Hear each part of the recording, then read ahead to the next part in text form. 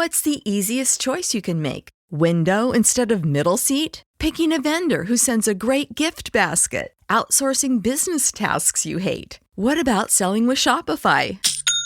Whether you're selling a little or a lot, Shopify helps you do your thing, however you cha-ching. Shopify is the global commerce platform that helps you sell at every stage of your business. From the launch your online shop stage to the first real-life store stage, all the way to the did we just hit a million orders stage. Shopify's there to help you grow. Whether you're selling scented soap or offering outdoor outfits, Shopify helps you sell. Wherever and whatever you're selling, Shopify's got you covered. Sign up for a $1 per month trial period at shopify.com/try. Go to shopify.com/try now to grow your business, no matter what stage you're in. Shopify.com/try.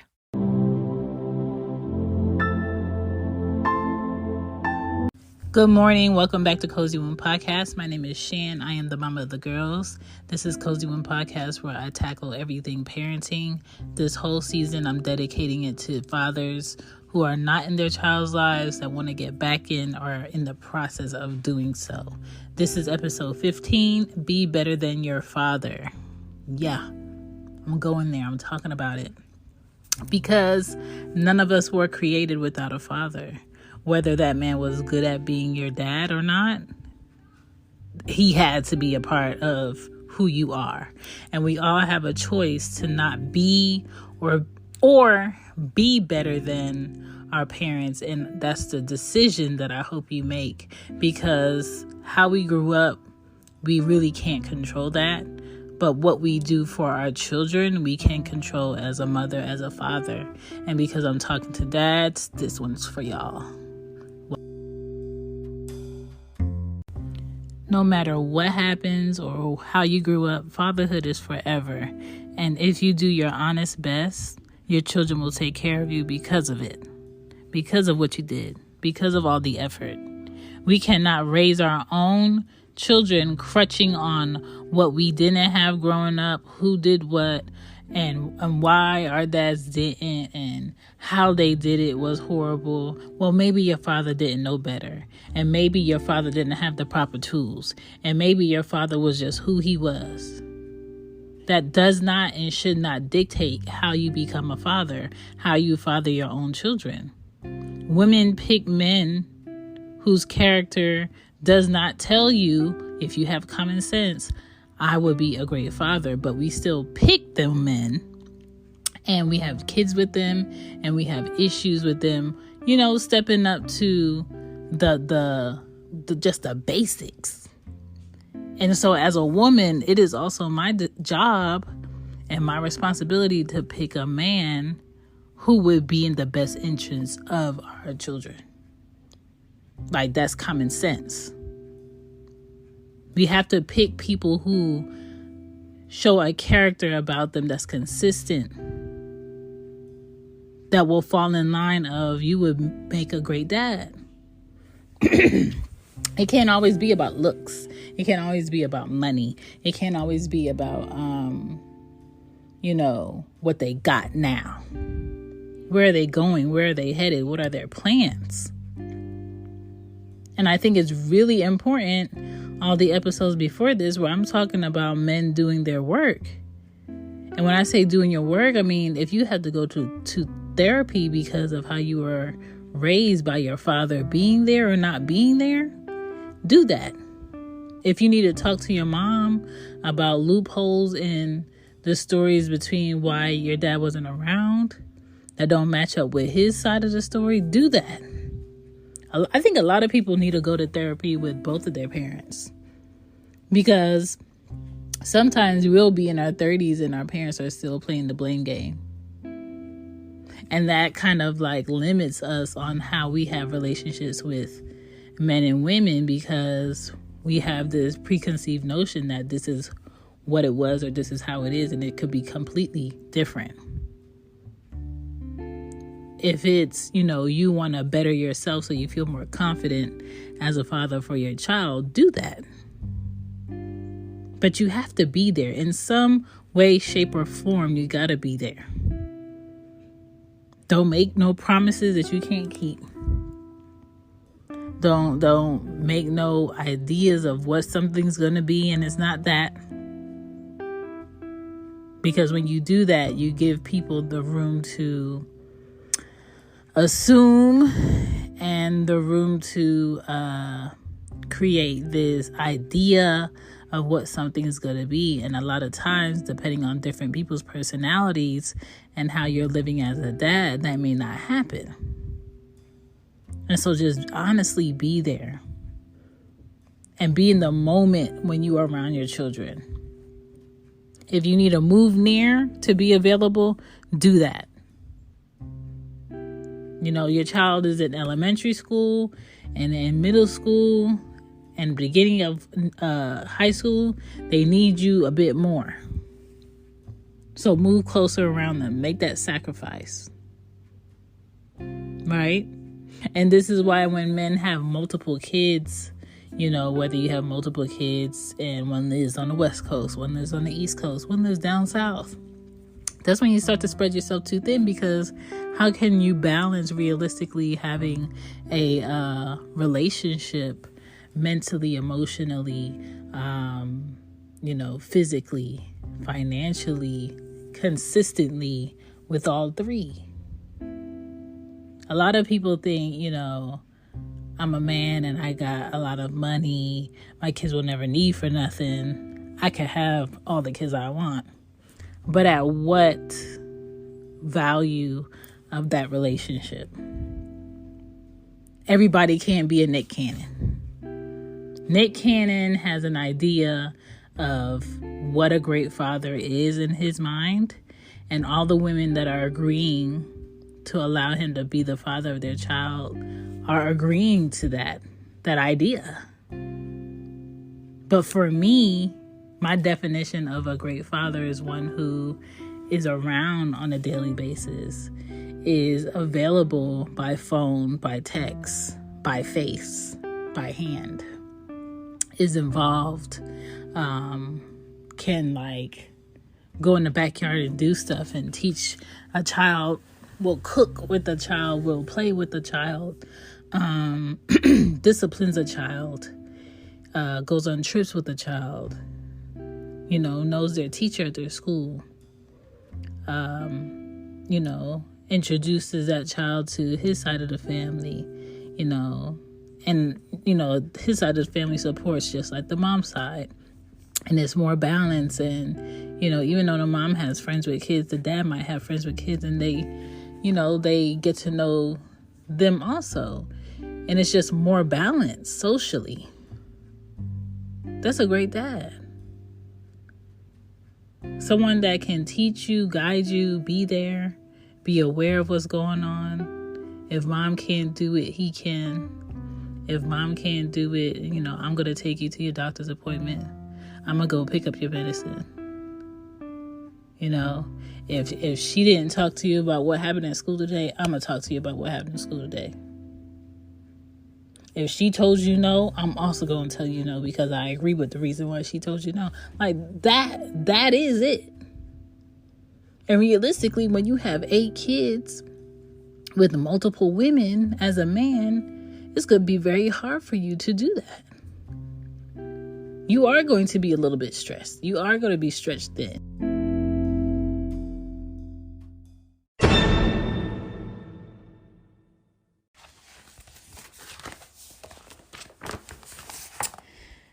I had to get my book together because I am using my podcast journal. So, hold on. Supporting Cozy Womb Podcast is easy, just as quick as dropping a review on Apple Podcasts app or on Google or on Spotify, or going on to Good Pods, giving it a listen and giving it a share, or going through the Cozy Womb shop and purchasing any merch. And if you would like to just donate straight to the show, in every show description, there's a link where you can donate to Cozy Womb Podcast. I am a creator, I am a mom, And I am the sole person who brings income into my household every year, every month, every day. So any type of support for any information I'm giving or any insight I'm giving or anyone I'm helping, I appreciate it. Even if you share this with a dad that can really, really, really benefit off of the information that I'm giving you, that's what counts. And I appreciate you. And back to the show.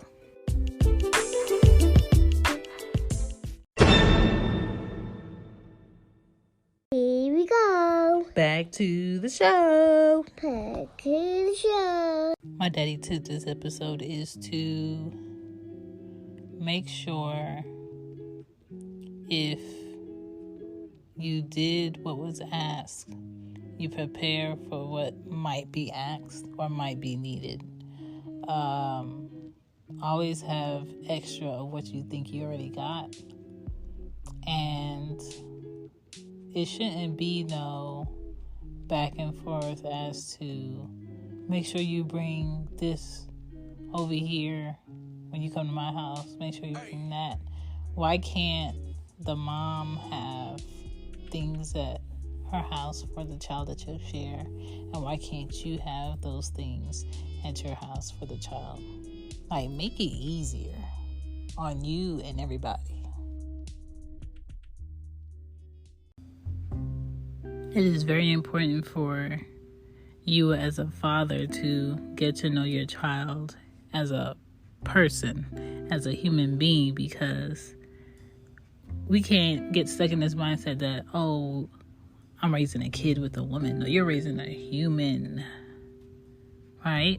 So you're going through the baby levels, the young child levels, the preteen, the teenager, the 20-year-old, the 30-year-old that still needs your guidance, the 40-year-old that, still, has questions for you about, am I doing this right as a man? Am I showing up for my own kids right as a man? Are you proud of me? Like, those questions are not limited to them just being children. It's a life thing. And so it's very important for you to get to know who you help create and what they need from you, and reflect on what you needed as a kid that your child may need, or who did you want as a child that you could show up for as your child's dad. Like, that's important. Talking to your child's teachers to see, where they're falling short and what they need help with. That's important. Encouraging your kids constantly, that's important. Because a lot of times our kids go to school and they get so discouraged by, things being new and things being a little bit hard, and maybe that teacher doesn't have the best patience and gets a bit frustrated that this is the 5th time that you have to explain this thing, and maybe you explaining it the 6th time to him is it. Maybe the way that you explain, how to work through a problem, or read better or be more efficient with how they do their homework or break down their problems is what they needed. But you would never know that if you don't really talk to your kids, if you're not really involved with what they got going on. And the discipline for your child matters in many ways of confidence, removing doubt, setting a standard, setting a tone, having a way that your child can self-check themselves so other people don't have to say anything to them, manners, responsibility, how your child can have accountability, growing throughout the rest of their life, because a lot of adults lack accountability for what they do. As a father, there's so much that you can do better than your father did. And I think a lot of fathers feel defeated because maybe their dad was really great and they feel like they're not going to be able to measure up because he had this or he did this or he was making this type of money and I'm not making that type of money, so I don't feel like I'm going to be able to be how my dad was for my kid. Maybe how you could be for your child is different. Maybe you can be more hands-on, because the whole outlook of what dads do and how dads interact with kids today is completely different than it was 20 years ago. So set the standard and set the tone when you're with your kid. Who our fathers were to us, that's what that is. Who they are to your child, that's who they want to be to your child. Sometimes our parents take on our children as their grandchildren as like a second go around to correct what they didn't do right with you. But who you want to be as a dad, that's your decision. How you want to show up, that's your decision. How you want to engage, that's your decision. Do not allow society, relatives, and new friends create walls between you and your kids. Don't do it. Well, why can't she just bring him another weekend? Well, why do you have to go all the way over there? Well, man, you could go pick him up some other time, man. This party is about to be this. Or such and such is going to be here. Just tell him you can get him another weekend. Like, focus on what is a priority to you. Be accountable for not being there. And sincerely apologize with changed behavior. Don't apologize for making plans and never coming through the first 10 times, and then that 11th time you come through and you apologize for all the times when you did say you were going to come and you didn't. And then the 12th time you're supposed to come, you do the same thing you did the first 10 times. The worst thing that you can do as a person in life is apologize by mouth or with things and turn back around and do the thing that you apologize for. Apologize with changed behavior and keep it consistent. You get a bit more time to reflect on how to be better if you honestly want to be better. We all don't. We all are questioning, like, how much time am I going to be here? Am I going to be able to be around, when my kids turn 15? Am I going to be around when my kids are 20? Am I going to be around when my kids are 30 and they get their own job and they buy their own house and they have their own family and they have kids? Am I going to be old enough to be a grandparent? You have a decision to make. Do I want to be better than the father I had? Do I want to do this better? My dad never came outside and played with us. My dad never, took us on vacations. I want to take my family on vacation. I want to take my son to go do this. I want to take my daughter to go do this. For me, I don't even remember celebrating a Father's Day with my dad at all. I don't remember celebrating with him when it was his birthday. I vaguely remember him always being at his desk or rolling up money at the table or counting money or getting ready to go play lottery or shining his shoes, eating his breakfast, driving his car, checking on his properties, opening up his shop, opening and closing the garage. Like, I can't tell you like times where we engaged with each other and had fun. I don't have that. And so if you as a man, as a father, you don't have those memories, with your dad, and you want to make some with your kids, make some. Have that. If you want to create a thing on Sundays that y'all do together, do that. Just because it didn't happen for you don't mean you can't make it happen for your kids. And a lot of things, just because it happened to you as a kid, doesn't mean your child is in danger of that happening to them. A lot of times, as parents, we live through these fears that we had as kids happening to our kids. And so sometimes we shield them too much away from experiencing life as a kid because we're afraid what happened to us is going to happen to them. Again, something you can work through in therapy. You can set up healthy boundaries, or you could prepare, or you can even have those talks with your kids on being more aware of their surroundings, or being more aware of this, or making sure they don't touch this and it's not something to play with. Like, there's so many different ways you can approach those thoughts. It doesn't always have to be negative. So,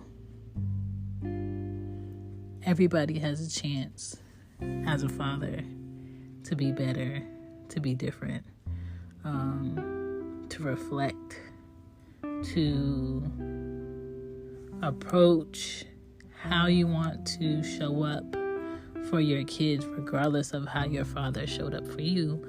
And I just hope you pick a good way to achieve that. Thank you for checking out Cozy One Podcast. My name is Shan, and this was episode 15. Enjoy your week.